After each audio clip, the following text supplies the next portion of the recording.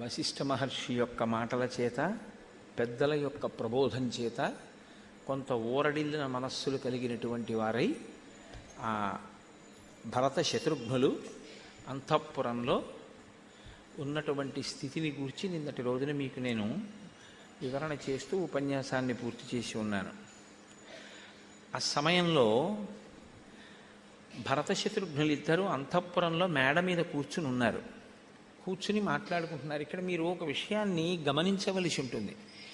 ఎప్పుడు మాట్లాడుకున్నా భరతుడి పక్కన శత్రుఘ్నుడు ఉంటాడు, రాముడి పక్కన లక్ష్మణుడు ఉంటాడు. వాళ్ళిద్దరూ కూడా ఎప్పుడూ పక్కపక్కనే ఉంటారు. అలా ఉండడం వల్ల ఏ ప్రయోజనం సమకూడుతూ ఉంటుంది అన్న విషయాన్ని మీరు గమనించవలసినటువంటి రీతిలో కొన్ని సర్గలు నడుస్తాయి. దాని ఆంతర్యం ఏమిటో మీరు పట్టుకోగలగాలి. ఇప్పుడు ఇద్దరి మనస్సులు ఖేదపడే ఉన్నాయి. ఇద్దరికీ తండ్రి కదండి దశరథుడు. ఇద్దరూ కష్టంలోనే ఉన్నారు. ఇద్దరూ ఒకరితో ఒకరు మాట్లాడుకుంటారు. ఎందుకంటే వాళ్ళిద్దరికీ ఉపశాంతి కలుగుతుంది ఒకరితో ఒకరు మాట్లాడుకుంటే. మేడ మీద కూర్చుని ఉన్నారు. శత్రుఘ్నుడు అన్నాడు భరతుడితోటి, గతిర్యః సర్వభూతానాం దుఃఖే కిం పునరాత్మనః స రామః సత్వసంపన్నః స్త్రియా ప్రవ్రాజితో వనం. సకల ప్రాణుల యొక్క కష్టములను తొలగించగలిగినటువంటి శక్తి కలిగినటువంటి వాడు రాముడు. కేవలం ఒక మనుష్యులకే కాదు, సకల భూతముల యొక్క కష్టాన్ని ఆయన తొలగించగలడు. అటువంటి స్థితి ఉన్నవాడు దుఃఖే కిం పునరాత్మనః స రామః సత్వసంపన్నః, చాలా సత్వగుణం కలిగినటువంటి వాడు. ఆయన యందు దోషం పట్టడం కూడా ఎవరికీ సాధ్యమయ్యేటటువంటి విషయం కాదు. అటువంటి వాడు స రామః సత్వసంపన్నః స్త్రియా ప్రవ్రాజితో వనం. ఒక ఆడది ఎలా వనానికి పంపించగలిగింది? ఒక ఆడది అలా వరాలు ఎలా కోరి నిగ్రహించగలిగింది? దశరథుడు అంత లొంగిపోయేటట్టు రాముడంతటి వాడు, అంత ధర్మాధర్మములు తెలిసున్నటువంటి వాడు, ఆయన ఎందుకు వెళ్ళిపోయాడు కైకమ్మ కోరితే మాత్రం? ఇది రాముడి విషయంలో శత్రుఘ్నుడికి వచ్చిన అనుమానం. అంటే ఇది ధర్మం కాదు, నేను పెద్దవాణ్ణి, నేను ఎలా పెడతాను? అలా మీరు అమ్మ అననూకూడదు, మీరు చెప్పనూకూడదు నాన్నగారండి అని ఒక మాట ఎందుకు అనలేదు రాముడు అన్నది మనస్సులో ఉన్నటువంటి పరివేదన. అంటూ ఇంకొక మాట అన్నాడు పక్కనే, బలవాన్ వీర్య సంపన్నో లక్ష్మణో నామయోప్యసౌ కిం నమోచయతే రామం కృత్వాస్మ పితృనిగ్రహం. రాముడి పక్కన ఎప్పుడూ లక్ష్మణుడు ఉంటాడు. ఆ లక్ష్మణుడు ఎటువంటి వాడు? బలవాన్, గొప్ప బలము కలిగిన వాడు. వీర్య సంపన్నో, గొప్ప వీర్యము కలిగినటువంటి వాడు. మీతో నేను మనవి చేశాను, వీర్యము అన్న మాటకు అర్థం లోపల తాను ఏ విధమైనటువంటి వికారమును పొందకుండా శత్రువులను నిగ్రహించగలిగినటువంటి పరాక్రమ శక్తికి వీర్యమని పేరు. కాబట్టి బలవాన్ వీర్య సంపన్నో లక్ష్మణో నామయోప్యసౌ. అటువంటి లక్ష్మణుడు ఒకవేళ అదుపు తప్పి రాముణ్ణి బయటికి పంపడం అనేటటువంటి పనే జరుగుతుంటే కృత్వాస్మ పితృనిగ్రహం, దశరథ మహారాజు గారిని ఎందుకు నిగ్రహించలేదు? దీనికి భరతుడు ఏమీ జవాబు చెప్పలేదు, ఏమీ మాట్లాడలేదు. ఇలా జరిగి ఉంటుందేమో అన్న ఊహ భరతుడు ఏం చేయలేదు. ఇలాగే శత్రుఘ్నుడు రోషంతో మాట్లాడుతున్నాడు. రాముడిని ఒక ఆడది పంపించడమా? అంత బలవంతుడైనటువంటి లక్ష్మణుడు రాముడితో వెళ్ళిపోవడమే తప్ప దశరథుణ్ణి నిగ్రహించకపోవడమా? ఇలా ఎందుకు జరిగింది అన్న కోణంలోనే మాట్లాడుతున్నాడు. భరతుడు ఏం జవాబు చెప్పలేదు.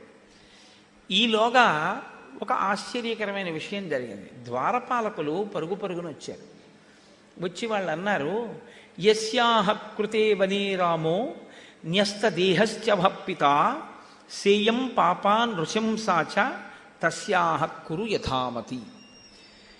ఏ గూని కలిగినటువంటి ఆడది, ఏ మందర కైకమ్మ యొక్క మనస్సుని తన మాటల చేత పాడు చేసిందో, ఏ స్త్రీ మొట్టమొదట అసలు అసూయతో మాట్లాడడం వల్ల ధర్మాత్ముడైనటువంటి రాముడు వనములకు వెళ్ళిపోయాడో, ఏ ఆడది మీ అమ్మని రెచ్చగొట్టిన కారణంగా మీ తండ్రి అయినటువంటి దశరథ మహారాజు గారు ప్రాణాలు విడిచిపెట్టాడో, ఆ గూనిది ఇదిగో ఇక్కడే తిరుగుతోంది తూర్పు ద్వారం దగ్గర. తన గూనికంతటికి బంగారు కవచం వేసుకుంది. అంటే చేయించింది కైకమ్మ. దానికి కొన్ని బంగారు గొలుసులు అమర్చుకొని తాడు కట్టిన కోతి ఎలా ఉంటుందో అలా తిరుగుతోంది. మీరు తస్యాహ కురు యథామతి, మీరు ఏం చేద్దాం అనుకుంటున్నారో ఆవిడ్ని చెయ్యండి అన్నాడు. ఇప్పుడు భరతుడు ఏం చేయలేదు. భరతుడు అలాగే కూర్చున్నాడు. శత్రుఘ్నుడు వెంటనే పరుగున వెళ్ళాడు. వెళ్ళి ఆ ద్వారపాలకులు పట్టుకున్నటువంటి ఆ మందరని పట్టుకుని భూమి మీద పడేటట్టుగా, అంటే అంత ఆవేశంగా లాగాడు ఆడదాన్ని. అయితే ఆవిడ కింద పడిపోయింది. కింద పడిపోతే ఆవిడ్ని బరబర ఈడ్చుకొస్తున్నాడు భరతుడి దగ్గరికి. సచ రోషేణ తామ్రాక్ష శత్రుఘ్న శత్రుతాపన విచకర్ష తదా కుబ్జాం క్రోశంతీం ధరణీతలే. నేల మీద పడిపోయి ఉన్నటువంటి ఆ మందరిని ఈడ్చుకుంటూ భరతుడి దగ్గరికి తీసుకొచ్చినటువంటి ఆ శత్రుఘ్నుడి యొక్క కన్నులు ఎర్రబారిపోయి ఉన్నాయి. శత్రువులను తపింప చెయ్యగలిగినటువంటి పరాక్రమవంతుడైన శత్రుఘ్నుడు ఒక గూని కలిగిన ఆడదాన్ని ఇలా ఈడ్చుకుని తీసుకుని వచ్చాడు. తీసుకుని వచ్చి భరతుడి దగ్గరికి తీసుకొచ్చి, ఈమెయే మన కష్టాలకన్నిటికీ కారణం, ఇప్పుడు ఈమెను మనం శిక్షిద్దాం అంటే, ఈలోగా అక్కడ ఉన్న వాళ్ళందరూ కూడా ఇవాళ శత్రుఘ్నుడి యొక్క పరాక్రమం చూస్తే, శత్రుఘ్నుడి యొక్క రోషం చూస్తే మన ఎవరినీ కూడా బ్రతకనిచ్చేటట్టు లేడని చెల్లా చెదరై పరుగున కొంతమంది కౌసల్య దగ్గరికి పరిగెత్తారు. ఈ మందర కైక కోసం కేకలు వేసింది. కైకమ్మ పరుగున వచ్చింది. ఉన్నది కైకా మందిరం కదా, అందుకని ముందు ఆవిడ రాగలదు. ఆవిడ గబగబా వచ్చింది. వచ్చి భరతుణ్ణి ప్రార్థన చేసింది, ఆ మందరిని ఏం అనద్దు అని. తాం ప్రేక్ష భరత క్రుద్ధం శత్రుఘ్నం ఇదమబ్రవీత్ అవధ్యాః సర్వభూతానాం ప్రమదాః క్షమ్యతామితి. ఆయన అన్నాడు, కైకమ్మ తనని ప్రార్థన చేసినందుకు రక్షిస్తున్నట్టుగా భరతుడు మాట్లాడలేదు. ఒకసారి కైకమ్మ వంక చూశాడు ప్రార్థన చేస్తే. కైకమ్మకి జవాబు చెప్పలేదు, శత్రుఘ్నుడికి చెప్పాడు జవాబు. ఏమని? అవధ్యాః సర్వభూతానాం ప్రమదాః క్షమ్యతామితి. సమస్త భూతముల యందు చంపకూడనిది ఎవరైనా ఉంటే ఆడదే. ఆడదాన్ని చంపడానికి మనకు అధికారం లేదు. కాబట్టి నువ్వు ఈమెను వెంటనే విడిచిపెట్టేసి. హన్యామహమిమాం పాపాం కైకేయీం దుష్టచారిణీం యదిమాం ధార్మికో రామో నాసూయేనాతృఘాతుకం యదిమాం ధార్మికో రామో నాసూయేన్ మాతృఘాతుకం. నీవు మందరిని చంపుదాం అనుకుంటున్నావు, నేను కైకనే చంపుండేవాడిని. కైకని నేను ఎందుకు చంపలేదో తెలుసా? ధర్మాత్ముడైన రాముడు వీడు మాతృహంతకుడు అంటాడు. మాతృహంతకుడు అని నన్ను గుర్తించగానే, నా పట్ల అభిప్రాయం ఏర్పడగానే ఇక రాముడు నాతో మాట్లాడ్డాడు, అందుకని దీన్ని వదిలేశానన్నాడు. ఇప్పుడు ఎవరు రక్షించడానికి వచ్చిందో ఆవిడెందుకు రక్షింపబడిందో చెప్పాడు. చెప్పి ఇమామపి హతాం కుబ్జాం యది జానాతి రాఘవ త్వాంచ మాంచ హి ధర్మాత్మ నాభిభాషిష్యతే ధ్రువం. మనం ఈ కుబ్జిని చంపాము అన్న విషయాన్ని కానీ రాముడికి తెలిస్తే, త్వాంచ మాంచ నీతోటి నాతోటి కూడా రాముడు మాట్లాడడు. ఎందుకో తెలుసా? కుబ్జ ఎవరికి అపకారం చేసింది? రాముడికి అపకారం చేసింది. కుబ్జ రాముడికి అపకారం చేసింది అని రోషం ఉన్న ఎవరికి తెలుసు? లక్ష్మణుడికి తెలుసు. రాముడు చంపాడా కుబ్జని? చంపలేదే. లక్ష్మణుడు చంపాడా కుబ్జని? చంపలేదే. మరి రాముడు లక్ష్మణుడు చంపని దాన్ని నువ్వెలా చంపుతావు? ఒకవేళ నువ్వు చంపుతానంటే నేను పక్క నుండి అంగీకరిస్తే రాముడు చెయ్యని పని మనం చేయడానికి సిద్ధపడినట్ట? రాముడు ఈ పని చెయ్యకూడదు అనుకుంటేగా వదిలేశాడు. మరి రాముడు ఈ పని చెయ్యకూడదు అని వదిలేసిన దాన్ని నువ్వెలా చేస్తావు, నేనెలా చేస్తాను? అప్పుడు రాముడి దగ్గరికి వెడితే, అంటే నేను చెయ్యలేక వదిలేశాను అనుకుంటున్నావా, నువ్వెందుకు చేశావు అంటే ఏం చెప్తావు? వదిలేశాడంతే శత్రుఘ్నుడు. ఈ సర్గ అంతే ఉంటుంది. కానీ ఇందులో చాలా గొప్ప ధర్మ సూక్ష్మం ఒకటి ఉంటుంది. మీరు జాగ్రత్తగా పట్టుకోగలిగితే, రాముడి పక్కన లక్ష్మణుడు ఉంటాడు. భరతుడి పక్కన శత్రుఘ్నుడు ఉంటాడు. సాధారణంగా శత్రుఘ్నుడు ఎప్పుడైనా కొద్దిగా ఒడుదుడుకులకు లోనయ్యాడు అనుకోండి, ధర్మాన్ని అవలంబించడంలో తొట్టుపాటు వచ్చిందనుకోండి, భరతుడు దిద్దుతాడు. భరతుడు దిద్దడం అన్నమాట మీరు ఎప్పుడు ఎలా జ్ఞాపకం పెట్టుకోవాలంటే, భరతుడు దిద్దితే శత్రుఘ్నుడు దిద్దుకోవడానికి సిద్ధంగా ఉంటాడని గుర్తుపెట్టుకోవాలి. దిద్దేవాడున్నా దిద్దుకోవడానికి సిద్ధంగా అవతలవాడు లేడనుకోండి, అవతలవాడు ఎలా దిద్దుతాడండి? ధర్మం అన్నది ఆచరణ ప్రధానం. మీరు ఆచరించవలసిన దానికి ధర్మం అని పేరు. నువ్వు ఆచరించు అని అవతలవాడు చెప్పాడు అనుకోండి, యువతలవాడు ఆచరించలేదనుకోండి, ఇప్పుడు ధర్మం అన్న మాటకు అర్థం ఎక్కడుంది? ఉపయోగం ఏముంటుంది? అవతలవాడు చెప్తూనే ఉంటాడు ఆచరించమని, యువతలవాడు ఆచరించాడు. అప్పుడు ఆచరించనప్పుడు మీరు ఎంత ధర్మాత్ముడితో కూడి ఉన్నప్పటికీ మీరు మాత్రం ధర్మాత్ముడు కాలేరు. మీకు ధర్మం ఏమీ ఉపయుక్తం కాదు, మిమ్మల్ని ధర్మం రక్షించలేదు. ఎందుకంటే మీరు ఆచరించరు. ధర్మం ఆచరిస్తున్నవాడి పక్కన ఉండడం వల్ల ఉపయోగం ఉండదు. ధర్మాచరణము చేసేవాడి పక్కన ఉండి ధర్మాచరణమును మీరు నేర్చుకోవాలి. ధర్మాచరణమునందు మీకు వచ్చే వైక్లభ్యాన్ని మీతో ఉన్నవాడు దిద్దగలిగిన వాడై ఉంటాడు. శత్రుఘ్నుణ్ణి ఎప్పుడూ భరతుడు దిద్దుతాడా?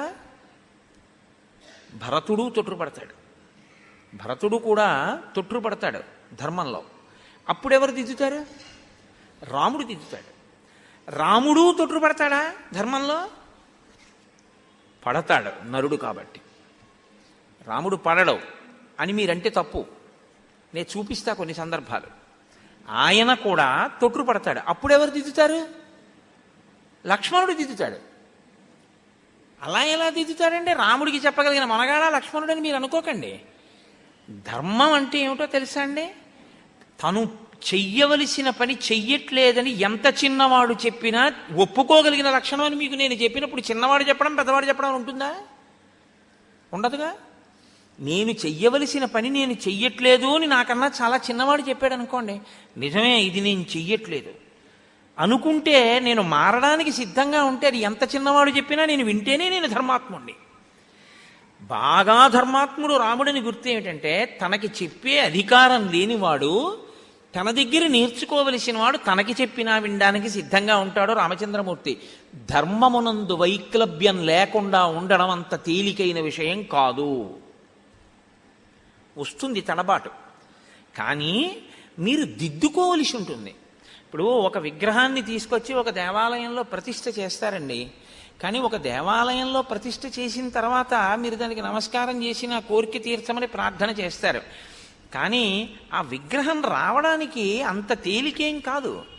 ముందు చాలా కాలం నీటిలో కొన్ని వందల సంవత్సరముల నుంచి నానిపోయినటువంటి ఒక శిలని గుర్తించాలి. ఇప్పుడు ఇది గుర్తించడానికి స్థపతి చాలా గొప్పవాడై ఉండాలి. గొప్పవాడైన స్థపతి దాన్ని గుర్తిస్తాడు. ఈ శిలని బయటికి తీసుకురండి అంటాడు. అది ఎప్పుడు తేగలడు స్థపతి? స్థపతి ఈతగాడు కాడు. నీటిలో శిల ఉండగా స్థపతి పట్టుకోడు. ఎప్పుడో నీరు తీస్తుంది నది, తీస్తే ఆ శిల బయటికి వస్తుంది. ఈ శిల చాలా గొప్పదండి, దీంట్లో ఫలానా మూర్తిని చెక్కితే అత్యద్భుతంగా ఉంటుంది. ఇప్పుడు ఒక పోషకుడు కావాలి అంటే దాన్ని బయటికి ఈడ్పించి తెచ్చి దాన్ని ఉంచి దాంట్లోంచి శిల్పాన్ని చెక్కించడానికి ధనాన్ని వ్యయం చేసేవాడు ఉండాలి తప్ప ఆ విషయాన్ని పట్టుకొచ్చి ఎవరో నాబోటిగాడికి చెప్పారనుకోండి ఏమిటి ఉపయోగం ఏమి ఉండదు. దానికి సమర్థుడు, ఆ శక్తి ఉన్నవాడు, ఉపయోగించగలిగిన నేర్పరికి చెప్పాలి. ఇప్పుడు ఆయన ఏమంటాడు, సరే తీసుకురండి అంటాడు. ఎక్కడికి తీసుకురావాలి? దాన్ని శిల్పాన్ని చెక్కే ప్రదేశానికి ఈడ్చుకెళ్తారు. దానికి స్థపత ఏం చేయడు. బాహుబలం కలిగిన వాళ్ళు దాన్ని తాళ్ళు కట్టి తప్పెట్లు కట్టి ఏదో పెద్ద వాహనం ఎక్కించి లేకపోతే ఈడుస్తూనో ఇసుక పోస్తూనో తీసుకెడతారు. తీసుకెళ్ళిన తర్వాత ఏం చేస్తారు? స్థపతి చెక్కడవు. దాని మీద గీత గీసి ఇక్కడికి పాదాలు వస్తాయి, ఇక్కడికి మోకాళ్ళు వస్తాయి, ఇక్కడికి తొడలు వస్తాయి, ఇక్కడికి కడుపు వస్తుంది, ఇక్కడికి వక్షస్థలం వస్తుంది, ఇక్కడికి తల రావాలి, ఇక్కడికి చెవులు రావాలి, ఈ పక్క ముక్క పగలగొట్టేయండి అంటాడు. ఏది మూర్తి చేయడానికి అవసరమో ఆ భాగాన్ని నుంచి మిగిలిన దాన్ని తరిగేయడానికి కొంత ప్రావీణ్యం ఉన్న వాళ్ళు తరిగేస్తారు దాన్ని. ఇప్పుడు తర్వాత ఆ ఉన్న దాంట్లో నుంచి కడుపు చెక్కాలి. దీనికి ఇంకొక స్థాయి ప్రావీణ్యం ఉన్న వాళ్ళు చెక్కేస్తారు. చిట్ట చివర కళ్ళు చెక్కాలి. అప్పుడు స్థపతే కూర్చుంటాడు. అది అత్యంత కీలకం. చాలా జాగ్రత్తగా చెక్కాలి. ఇలా చెక్కేటప్పుడు ఎటో చూసి దెబ్బ ఎక్కువ కొట్టారనుకోండి, పెచ్చి ఎగిరిపోయింది అనుకోండి, అయిపోయింది అంతే విగ్రహం అంతా. ఎంత దెబ్బ కొట్టాలో అంత దెబ్బే కొడుతూ, ఎంత ముక్క తీయాలో అంత ముక్కే తీస్తూ సౌందర్యాన్ని తీసుకురావాలి. ఇప్పుడు తీసుకొచ్చిన తర్వాత ఎక్కడ కూర్చుని చెక్కాడు శిల్పి? దాని కంఠం మీదో బుగ్గల మీదో కూర్చుని చెక్కుతాడు. తీసుకొచ్చి ప్రతిష్ఠ చేశారు. ప్రతిష్ఠ చేసిన తర్వాత అభిషేకం జరుగుతోంది. అభిషేకం జరిగిపోయిన తర్వాత ఒక ఆయన అన్నాడు, ఏమంటే కంటి చివర ఇక్కడ చిన్న బొప్పిలా ఉండిపోయిందండి రాయి, ఒక్కసారి ఉలి తెచ్చి కొట్టేద్దురు అన్నాడు. కొడతాడా శిల్పి? ఇక కొట్టడం. అది ప్రతిష్ఠ అయిపోయిందంటాడు. ఇంత బాగా చిక్కితే తప్ప మూర్తి రాలేదు. ధర్మం కూడా అంతే అని మీరు జ్ఞాపకం పెట్టుకోండి. మీరు చెక్కబడాలి. చెక్కబడితే మీరు ఆరాధించవలసిన మూర్తి ప్రతిష్ఠ అయినట్టే. గురువాక్యముల చేత, పెద్దల వాక్యముల చేత, కావ్యపఠనం చేత, శాస్త్రపఠనం చేత మీ మనసు చెక్కబడి మీరు దాన్ని చదువుకున్న దాన్ని అనుష్ఠానంలోకి కూడా తెచ్చుకుంటూ ఉంటే, చదువుకున్నది చదువుకున్నట్టు వదిలేయడం కాదు, చదువుకున్న దాన్ని అనుష్ఠానంలోకి తీసుకొస్తే అప్పుడు ధర్మాత్ముడని పిలుస్తారు. లేకపోతే శుష్క పాండిత్యము అంటారు. అది ఎందుకు పనికి వస్తుందంటే, ధారాళంగా ప్రసంగం చేయడానికి, 4 పద్యాలు చెప్పడానికి, కవిత్వం చెప్పడానికి పనికి వస్తుంది. ఆచరణ ఏం ఉండదు. ఎప్పుడో ఈశ్వరుడి పట్ల ఏదో పూజ చేశాడు, ఇప్పుడు వచ్చింది ఏదో సరస్వతీ కటాక్షం చెప్తాడంతే. ఆయనకుందా ఆచరణ? ఆయనకేం లేదు. బట్టి ధర్మాత్ముడు కాడు. ఉపన్యాసాలు ఏం చెప్పడు, ఎవరితో ఏం చెప్పడు, తాను చదువుకుంటాడు, తాను ఆచరిస్తాడు. ఎవడు గొప్పవాడు? తాను ఆచరించిన వాడు గొప్పవాడు. కాబట్టి బోధ గొప్పదే. బోధతో పాటు ఆచరించగలిగినటువంటి స్థితి కూడా ఉండాలి. ఆచరించగలిగిన స్థితి అనేటప్పటికీ వైగ్లభ్యం ఉంటుందండి, తొట్టుపాటు ఉంటుంది పరిస్థితుల ప్రభావంలో. ఈ తొట్టుపాటు దిద్దుకోవడానికి మీకు ఎప్పుడూ కూడా పక్కన సత్పురుషుడి యొక్క ఆసరా ఉండాలి. అందుకే ఓ పెద్ద మాట ఏం చెప్తారంటే శాస్త్రంలో, మీరు 1,00,00,000 రూపాయలు పోనివ్వండి, బెంగపెట్టుకోవద్దు, సత్పురుషుడితోటి సహవాసం మాత్రం వదలకండి అంటారు. ఎందుకో తెలుసా? ఆయనే మీకు మహోపకారం చేసేవాడు, ఆయనే మీ ఆచరణని దిద్దగలిగిన వాడు, ఆయనే మీకు ఇహమునందు పరమునందు కావలసినటువంటి అద్భుతమైన స్థితిని ఆర్జించి పెడతాడు. ఆయన పక్కన ఉంటే మీకు ఆ ఆర్జన వస్తుంది. ఆయన పక్కన లేకపోతే మీరు అలా ఆర్జించలేరు, మీకు ఇంకోలా పోతుంది. అది ఈ స్థితి మీకు ధర్మాన్ని పట్టుకున్న వాడితో కలిసి ఉంటేనే మీకు అది వస్తుంది. అందుకే రామాయణంలో శత్రుఘ్నుడు ఎప్పుడూ భరతుడి పక్కన ఉంటాడు, లక్ష్మణుడు ఎప్పుడూ రాముడి పక్కన ఉంటాడు. ఒకరి తొట్టుబాటుని ఒకరు దిద్దుతూ ఉంటారు.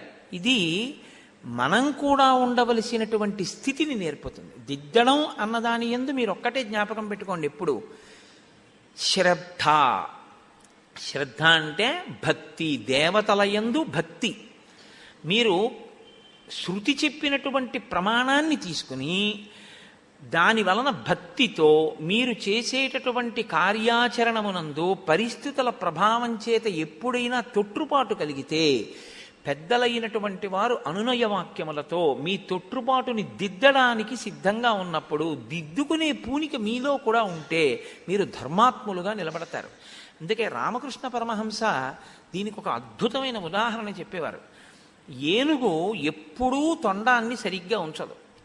అది ఇలా నడుస్తూ ఉంటుంది, ఇలా ఎత్త స్తంభం ముట్టుకుంటుంది, ఈ తాడు లాగుతుంది, ఏదో కొమ్మ లాగుతుంది. శృంగేరిలో ఏనుగు ఆడవాళ్ళు తలలో పెట్టుకున్నటువంటి పువ్వులు లాగడం కూడా నేను చూశాను.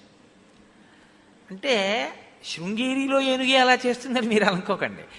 ఏనుగు యొక్క చిలిపితనం అటువంటి, దాని తొండం ఉత్తినే ఉండదు, ఏదో పని చేస్తూ ఉంటుంది.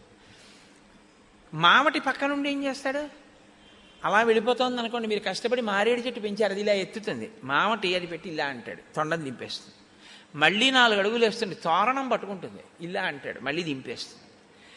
మామటి బలవంతుడా, ఏనుగు బలవంతుడా? ఏనుగు బలమైందా? ఏనుగే బలమైంది. బలమైన ఏనుగు బలము లేని మామటి మాట వినడానికి సిద్ధపడింది. కాబట్టి